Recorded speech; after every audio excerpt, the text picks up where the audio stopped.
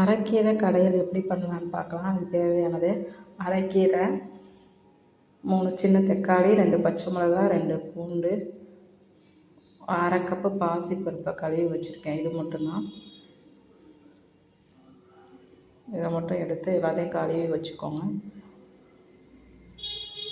கடாயில் வந்து வச்சுட்டு அரைக்கீரை போட்டுக்கோங்க. அந்த தக்காளி, பச்சை மிளகா, பூண்டு, பாசிப்பருப்பு எல்லாத்தையும் மொத்தமாக போட்டு அதை மூழ்கிற அளவுக்கு தண்ணி ஊற்றிக்கோங்க.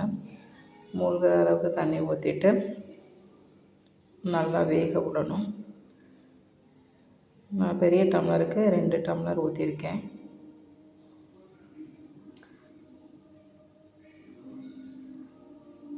அதை நல்லா வந்து அமைக்க விட்டு வேக விடணும். நல்லா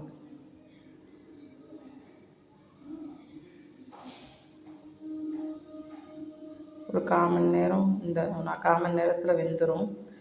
தக்காளியை மட்டும் லைட்டாக அமைக்க விடுங்க. அதை உடச்சி விட்டுட்டோம்னா அதோடு சேர்த்து கொஞ்சம் நேரம் வேக விடுங்க.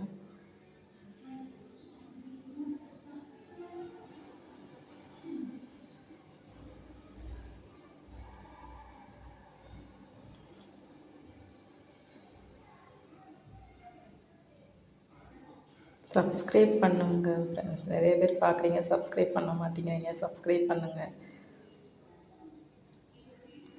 இந்த மாதிரி நல்லா வெந்த பிறகு ஆற வச்சு கடையணும்னா கடைஞ்சிருங்க. இல்லை லைட்டாக ஒரு மிக்சியில் ஒரு சுற்று மட்டும் போதும். இந்த மாதிரி வந்துடும். அப்புறம் தாளிக்கிறது கடுகு, சீரகம், சின்ன வெங்காயம், வத்தல், கருவேப்பிலை மட்டும் வச்சு எண்ணெய் ஊற்றி தாளித்து கொஞ்சம் நல்லா பொன்னிறமாக வரவும்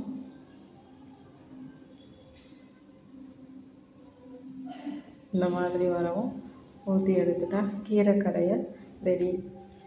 இது ரொம்ப ஹெல்த்தியாக இருக்கும். Thank you friends. சப்ஸ்கிரைப் பண்ணுங்கள், மறந்துடாதீங்க.